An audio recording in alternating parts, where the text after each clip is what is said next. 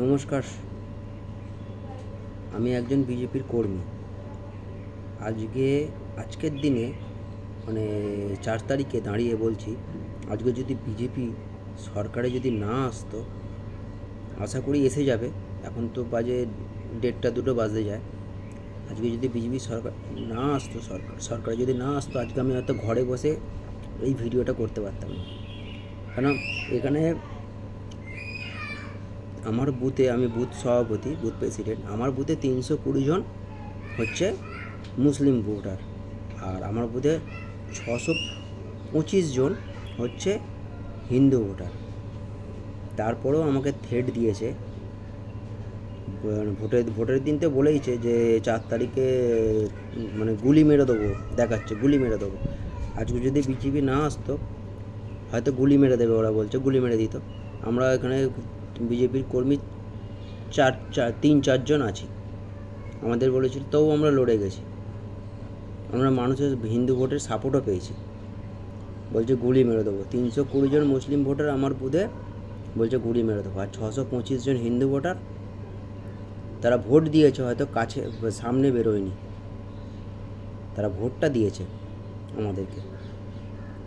আগামী দিনে আপনাদের তাদের রেজাল্টটাও বলে দেবো। 320 জন মিলেই বলছে গুলি মেরে দেবো 625 জনকে, কিন্তু আমরা তো 4 জন ছিলাম।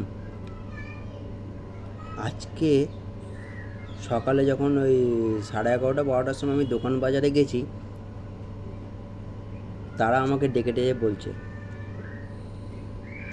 তোকে বলেছিল এই করেছিল, ওই করেছিল, তোকে বলবে গুলি মেরে দেবো, তোর বাড়িতে হামলা করব, তোর শক্তি প্রমুখকে মারবো।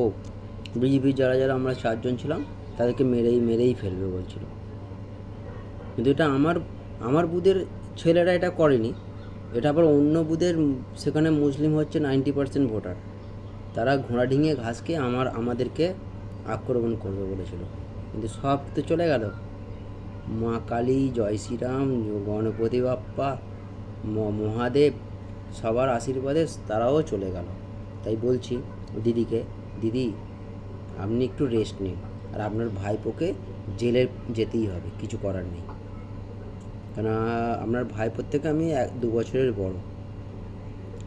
আমিও পড়াশোনা শিখেছি, আমিও অ্যাকাউন্টেন্সিতে অনার্স। কিন্তু আপনার ভাইপো কী পড়াশোনা শিখে জানি, সে কোটি কোটি টাকার মালিক হয়ে গেল।